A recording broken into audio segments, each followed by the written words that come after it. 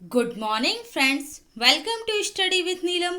आज है 16 जुलाई और 16 जुलाई के सभी best daily current affairs question के साथ हम आज का लेक्चर शुरू करेंगे। उससे पहले अगर आप चैनल पर पहली बार आए हैं तो चैनल को सब्सक्राइब करें, वीडियो को लाइक करें और शेयर ज़रूर करें। जो स्टूडेंट पहले से सब्सक्राइब कर चुके हैं उनको थैंक यू सो मच। और अगर आपको इस वीडियो लेक्चर की पीडीएफ फाइल चाहिए तो आप मेरा channel study with Neelam join कर सकते हैं। ओके फ्रेंड्स, चलिए तो शुरू करते हैं हम आज का लेक्चर। हाल ही में विश्व युवा कौशल दिवस कब मनाया गया? तो ये मनाया गया है 15 जुलाई को। विश्व युवा कौशल दिवस किसके द्वारा मनाया जाता है? सबसे इम्पोर्टेंट, संयुक्त राष्ट्र संघ या यूनाइटेड नेशन के द्वारा। ओके, क्यों मनाया जाता है? ये मनाया जाता है युवाओं में उनके स्वयं के स्किल्स को डेवलप करना, हुनर को डेवलप करना। क्योंकि देखिए, नौकरियों का धीरे धीरे जो संख्या है वो कम होती जा रही है विश्व के सभी देशों में। क्या होना चाहिए? आपके पास स्किल्स होना चाहिए। आप इस स्किल्स के बेस पर अपनी आजीविका कमा सकते हो और एक अच्छा जीवन जी सकते हो। ओके, तो इसलिए युवाओं को क्या करना? स्किल्ड करना। तो कब मनाते हैं हम? 15 जुलाई को। अदर ऑप्शन देख लेते हैं हम। 1 जुलाई को मनाया था हमने world doctor day, national doctor day. 1 जुलाई को ही मनाया था हमने नेशनल डाक कर्मचारी दिवस। 1 जुलाई को ही मनाया था नेशनल चार्टर्ड अकाउंटेंट दिवस। ठीक है, ये तीनों याद रखेंगे। 11 जुलाई को हमने सेलिब्रेट किया था वर्ल्ड पॉपुलेशन डे, ये कंट्रोल करने के लिए। 12 जुलाई को हमने मनाया वर्ल्ड मलाला डे। तो ये सारे इंपॉर्टेंट हैं। कम डे आते हैं जुलाई में, लेकिन जो भी आते हैं वो एग्जाम पॉइंट ऑफ व्यू से बहुत इंपॉर्टेंट होते हैं। 2015 में विश्व युवा कौशल दिवस या वर्ल्ड यूथ स्किल डे की थीम क्या रही? तो ये रही skill for a resilient youth. Skills for a resilient youth, ये आप याद रखेंगे। ओके फ्रेंड्स, बढ़ते हैं अगले क्वेश्चन की तरफ। हाल ही में बांग्लादेश में भारत के नए राजदूत किन्हें नियुक्त किया गया है? तो बांग्लादेश में भारत के नए राजदूत बन गए विक्रम दुरई स्वामी। यहाँ पर एक फंडा समझ लीजिए आप लोग। राजदूत क्या होता है और उच्चायुक्त क्या होता है, ये आज आप लोग क्लियर कर देती हूँ। देखिए, कोई भी राजनयिक, हम इन्हें नाम क्या यूज करेंगे? राजनयिक। ओके, जब कोई भी राजनयिक या जिसे राजदूत बोलते हैं, वो राष्ट्रमंडल देशों में जाएगा, राष्ट्रमंडल कंट्रीज, या जो जिन पर कभी ब्रिटेन का शासन रहा था, ओके, ब्रिटिश शासन, तो वहां पर हम क्या कहेंगे? उसे, हमारे राजनयिक को उच्चायुक्त कहेंगे। ओके, जैसे अभी ब्रिटेन में भारत की उच्चायुक्त कौन है? तो ये है गायत्री कुमार। कौन है? गायत्री कुमार, ये यूके में है। ओके, अब राजदूत किस में कहेंगे? जो राष्ट्रमंडल कंट्रीज नहीं है या ब्रिटेन का जिनसे कोई लेना देना नहीं है, ब्रिटेन ने कभी यहाँ पर शासन नहीं रहा, मतलब बांग्लादेश। ठीक है, बांग्लादेश क्यों? भाई आप लोग बोलोगे बांग्लादेश तो पहले से था, नहीं था। बांग्लादेश कब बना? 1971 में बना है। ओके, तो इसलिए यहाँ पर हमारा जो राजनयिक जाएगा उसे हम क्या बोलेंगे? राजदूत बोलेंगे। आई होप आपको ये चीज़ समझ में आ गई होगी। तो ठीक है, विक्रम दुरई ने किनका स्थान लिया? रीवा गांगुली दास का। पहले रीवा गांगुली दास थे, अब ये इनकी जगह विक्रम दुरई जाएंगे। गायत्री कुमार, ये यूके में भारत की क्या है? उच्चायुक्त, हाई कमीशन है। कौन है? High commission. तरनजीत संधू, ये यूएसए में भारत के राजदूत हैं। क्या हैं? राजदूत हैं। ओके, तो एम्बेसडर और उच्चायुक्त, ये सब चीज़ें आपको क्लियर कट याद रखते हुए चलना है। ओके, चलिए बढ़ते हैं अगले क्वेश्चन की तरफ। हाँ, यहाँ पर सॉरी, आपको बांग्लादेश से कुछ फैक्ट बता देती हूँ। यहाँ की पीएम कौन है? शेख हसीना है। इन्हें वर्ष 2019 में कौन सा अवार्ड मिल चुका है? APJ Abdul Kalam memory award. APJ Abdul Kalam memory award इन्हें प्राप्त हो चुका है। कैपिटल है यहाँ की ढाका। ढाका में ही किसका मुख्यालय है? ढाका में मुख्यालय है बिम्स्टेक का। किसका मुख्यालय है? बिम्स्टेक ऑर्गेनाइजेशन का। बांग्लादेश की करेंसी क्या है? तो करेंसी है टका, और ये बहुत बार एग्जाम्स में पूछी जा चुकी है, इसलिए आप इसे बिल्कुल क्लियर कट याद रखेंगे। भारत और बांग्लादेश के मध्य कौन सी एक्सरसाइज होती है? तो ये होती है संप्रति एक्सरसाइज। कौन सी होती है? संप्रति एक्सरसाइज होती है। ओके फ्रेंड्स, चलिए बढ़ते हैं अगले क्वेश्चन की तरफ। किस बॉलीवुड फिल्म अभिनेत्री को टोरंटो अंतर्राष्ट्रीय फिल्म महोत्सव 2020 के राजदूत के रूप में चुना है? पूरे विश्व में 50 लोगों को अलग अलग जगह से टोरंटो फिल्म फेस्टिवल के लिए राजदूत या गुडविल एम्बेसडर बनाया गया है। तो इसमें हमारे देश से चुनी गई हैं प्रियंका चोपड़ा। कौन चुनी गई हैं?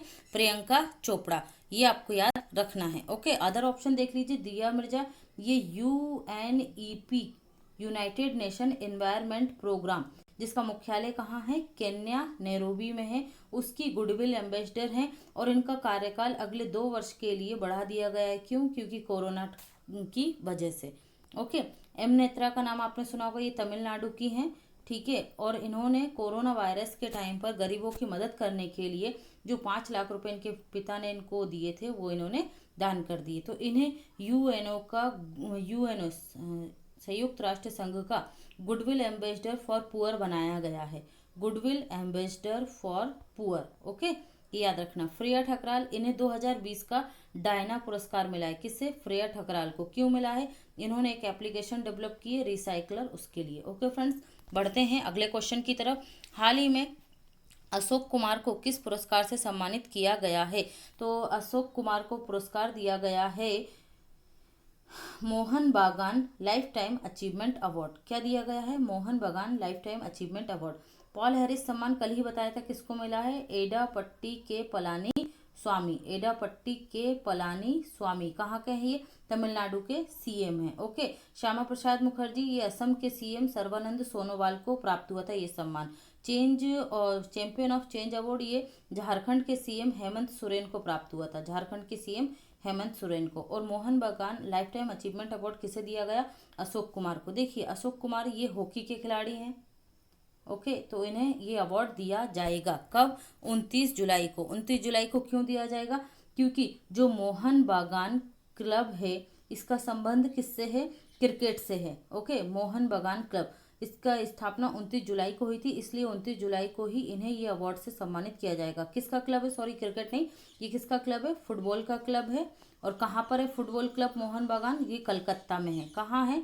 कलकत्ता में है। बहुत पुराना है, इसलिए आप इसे ध्यान में रखिएगा। ओके फ्रेंड्स, बढ़ते हैं अगले क्वेश्चन की तरफ। हाल ही में राहुल जौहरी के इस्तीफे देने के बाद बीसीसीआई के नए सीईओ के रूप में किन्हें बनाया गया? अंतरिम सीईओ हैं, याद रखिएगा।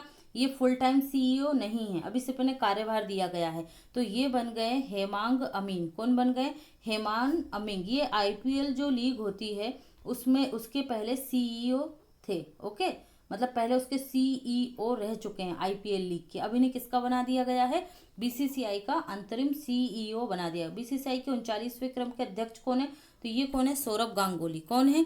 सौरभ गांगुली हैं।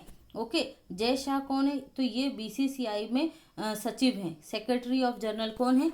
तो ये हैं आपके जय शाह। और नरेंद्र बत्रा कौन है? नरेंद्र बत्रा हैं भारतीय ओलंपिक एसोसिएशन के अध्यक्ष। भारतीय ओलंपिक एसोसिएशन के अध्यक्ष नरेंद्र बत्रा हैं और अंतर्राष्ट्रीय ओलंपिक समिति में ये सदस्य भी हैं। तो ये सारे फैक्ट आप कहाँ से याद रखेंगे? बीसीसीआई से। ओके, तो बीसीसीआई की बात कर लेते हैं। इसकी स्थापना कब हुई थी? 1928 में इसकी स्थापना हुई थी। मुख्यालय कहाँ पर? इसका मुख्यालय है मुंबई में। कहाँ है? मुंबई में। सौरभ गांगुली इसके 39वें क्रम के क्या हैं? अध्यक्ष है। इनकी बुक बायोग्राफी का नाम क्या है? A century is not enough. A century is not enough, याद रखिएगा। ओके, और इन्हें टोक्यो ओलंपिक 2021 का गुडविल एम्बेसडर भी बनाया गया है। किसे? सौरभ गांगुली को। समाचारों में चर्चा में रहा शुद्ध क्या है? शुद्ध क्या है? सोशल मीडिया ऐप है, सैनिटाइजर डिवाइस है। तो right answer is sanitiser device ही है, ना ड्रोन है ना राइफल है। ओके, तो शुद्ध क्या है? सैनिटाइजर डिवाइस है। किसके द्वारा बनाई गई है? तो ये इंपॉर्टेंट है, ये बनाई गई है आईआईटी कानपुर के द्वारा। किसने बनाया है शुद्ध को? आईआईटी कानपुर के द्वारा बनाया गया है। देखिए, इसकी खासियत क्या है? जो शुद्ध है ये यूवी जो किरणें होती हैं, अल्ट्रावायलेट, इसमें 15 वाट की 6 अल्ट्रावायलेट स्लाइड्स लगाई गई हैं। 15 वाट की 6 अल्ट्रावायलेट स्लाइड लगाई, जिन्हें दूर से ही क्या किया जा सकता है? मॉनिटर किया जा सकता है। और इसमें अल्ट्रावायलेट के माध्यम से ही किसी भी कमरे को मात्र 15 मिनट में ही सैनिटाइज किया जा सकता है।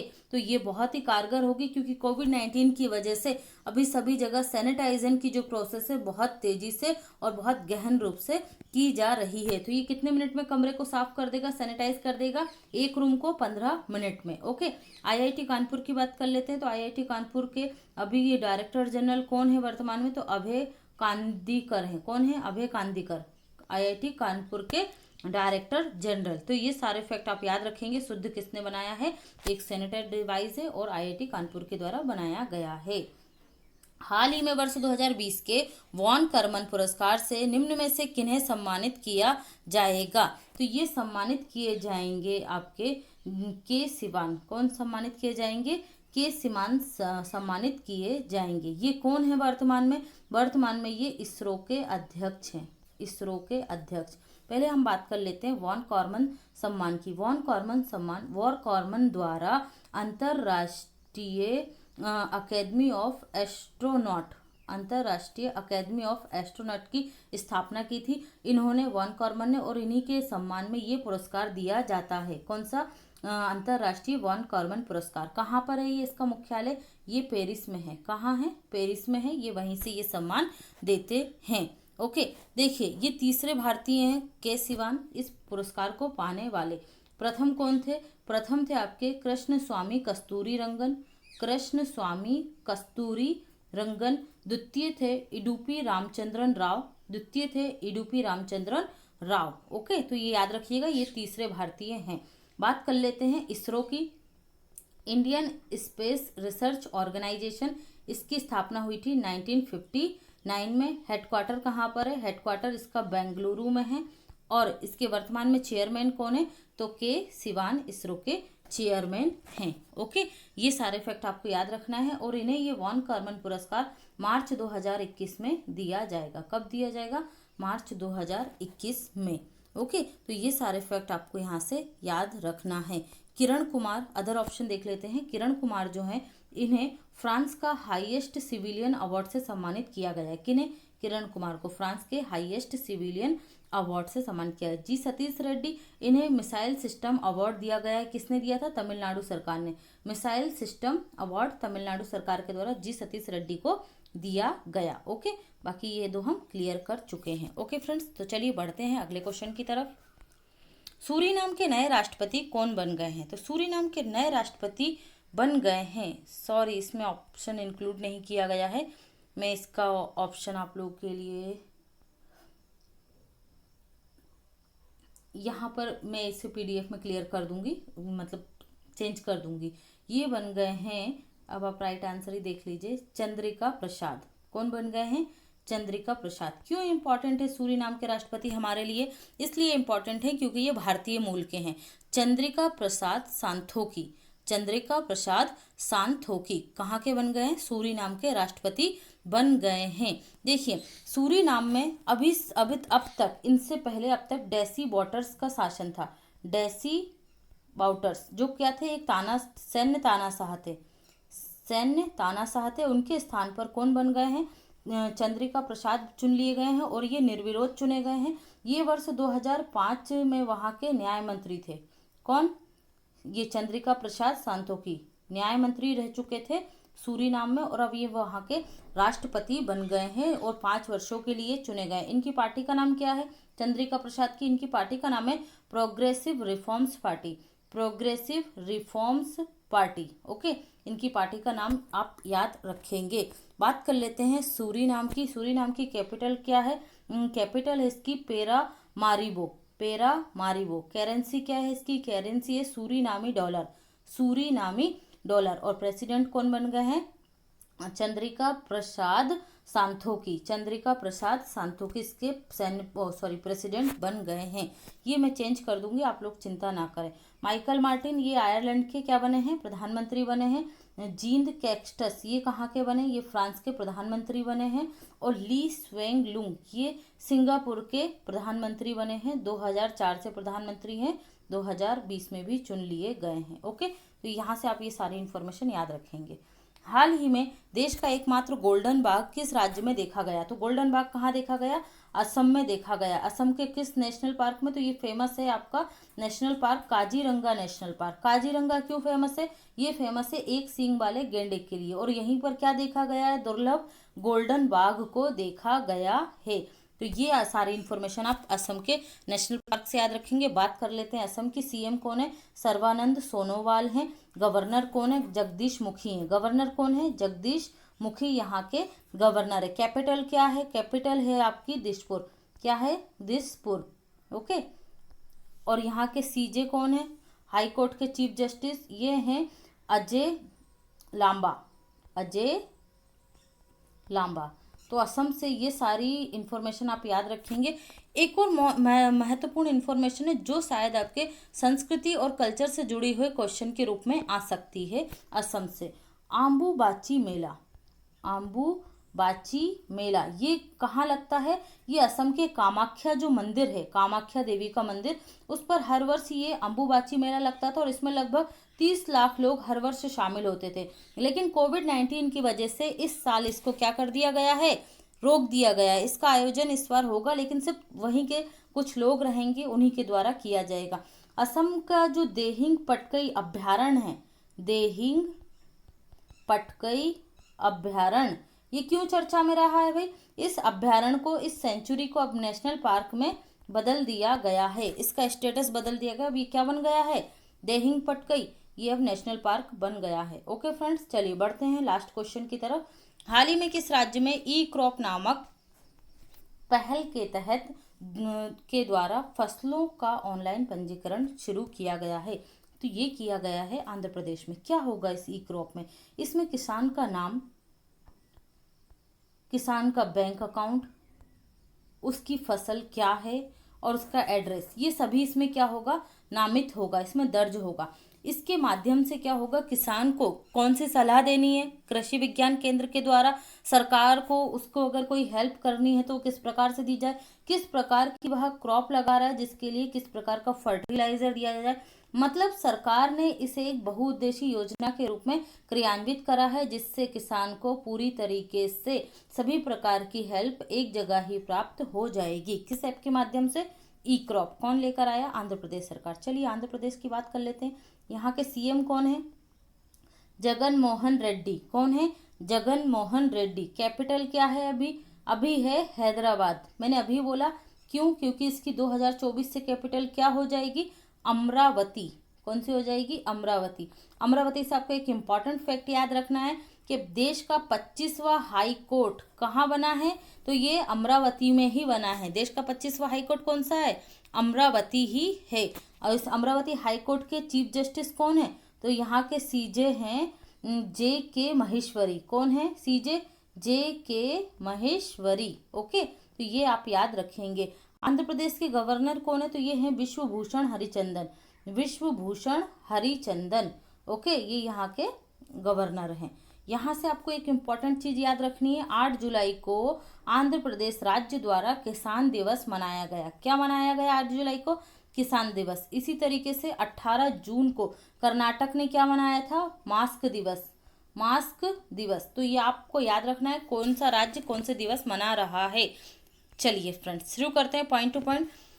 प्रियंका चोपड़ा को यूनिसेफ के मानवतावादी पुरस्कार से सम्मानित किया जा चुका है। माराकेश देश में पुरस्कार प्राप्त करने वाली देश की पहली अभिनेत्री कौन है? तो ये प्रियंका चोपड़ा ही हैं। दीपिका पादुकोण और पीवी सिंधु को संयुक्त रूप से भारत की लक्ष्मी जो योजना है उसका ब्रांड एम्बेसडर बनाया गया है। पीवी सिंधु आंध्र प्रदेश सरकार की एंटी करप्शन मुहिम की ब्रांड एम्बेसडर भी हैं। अफगानिस्तान के नए राजदूत कौन बन गए? रुदेंद्र टंडन बन गए हैं। रुदेंद्र टंडन राजदूत। अफगानिस्तान की कैपिटल काबुल है। मुद्रा अफगानी है। पीएम यहाँ के हैं अशरफ गनी। कौन है? अशरफ गनी। राशिद खान का यह नाम आपको बहुत ज़्यादा अच्छे तरीके से याद रखना है। राशिद खान विश्व के सबसे कम उम्र के टेस्ट कप्तान बने हैं। कहाँ पर? अफगानिस्तान में। राहुल श्रीवास्तव रोमानिया में भारत के नए राजदूत हैं। कौन? राहुल श्रीवास्तव। मोनिका महतो स्विट्जरलैंड में भारत की नई उच्चायुक्त बनी है। कौन? मोनिका महतो। गुरुबख्श सिंह और पलाश नंदी को मोहन बागान रत्न से सम्मानित किया जाएगा। कब? इन्हें भी 29 जुलाई को ही सम्मानित किया जाएगा अशोक कुमार के साथ। वर्ष 2019 के अर्थशास्त्र नोबेल प्राइज विजेता कौन थे? अभिजीत बनर्जी और इनकी वाइफ थी एस्टर डुफ्लो और माइकल मैकर। माइकल मैकर, इन तीन लोगों को संयुक्त रूप से क्या मिला था? नोबेल प्राइज मिला था 2018 का इकोनॉमी का। इन्हीं अभिजीत बनर्जी को मोहन बागान क्लब का लाइफ टाइम मेंबर बनाया गया है। इस क्लब का संबंध किस खेल से? फुटबॉल से है। बीसीसीआई टीम मास्क फोर्स का गठन किया गया था लोगों में कोविड-19 के प्रति जागरूकता फैलाने के लिए। आईआईटी दिल्ली द्वारा देश का पहला ब्रेल लैपटॉप डेवलप किया गया था। इसका नाम क्या था? Data book. ओके, याद रखिएगा। आईआईटी रुड़की ने पोर्टेबल वेंटिलेटर प्राणवायु बनाया था। प्राणवायु। डॉक्टर नीति कुमार को science and engineering research board द्वारा वुमेन एक्सीलेंस अवार्ड से सम्मानित किया गया था। ऑर्डर ऑफ ऑस्ट्रेलिया सम्मान प्राप्त करने वाली महिला कौन है? किरण मजूमदार है। कौन है? किरण मजूमदार शाह। बायोकॉम की सीईओ हैं ये। भारत का प्रथम उपग्रह कौन सा था? आर्यभट्ट था। उत्तरी ध्रुव में भारत का अनुसंधान केंद्र का क्या नाम है? हिमाद्री है। उत्तरी ध्रुव में। भारत के प्रथम अंतरिक्ष यात्री कौन थे? राकेश शर्मा थे। रॉकेट मैन ऑफ इंडिया किसे कहा जाता है? के सिवान को। और मिसाइल मैन ऑफ इंडिया किसे कहा जाता है? एपीजे अब्दुल कलाम सर को कहा जाता है। ओके फ्रेंड्स, तो ये था हमारा आज का लेक्चर। आई होप आप लोगों को पसंद आएगा। का लाइक कीजिए वीडियो को और शेयर ज़रूर कीजिएगा। ओके, और अगर आपको इसकी पीडीएफ चाहिए तो आप टेलीग्राम चैनल ज्वाइन कर लीजिए फटाफट। आप मुझे इंस्टा और फेसबुक पर भी फॉलो कर सकते हैं। यहाँ मेरे किसी भी वीडियो का नोटिफिकेशन आपको प्राप्त हो जाएगा। आप लोगों के लिए study with Neelam app develop किया जा चुका है, तो इस ऐप को भी आप डाउनलोड कर सकते हैं। आपको यहाँ पर क्विज मिलेगा, बुक्स मिलेंगी जिन्हें आप ऑनलाइन पढ़ सकते हैं, जो आपके करंट अफेयर्स से रिलेटेड होंगी। और मेरी सारी वीडियो जो आप लोगों से स्किप हो गई हैं वो सभी इस ऐप पर प्राप्त हो जाएंगी। ऐप का डिस्क्रिप्शन दिया गया है डिस्क्रिप्शन बॉक्स में, तो आप वहां से जाके इसे डाउनलोड कर लीजिए फटाफट। Okay friends, thanks for watching this video.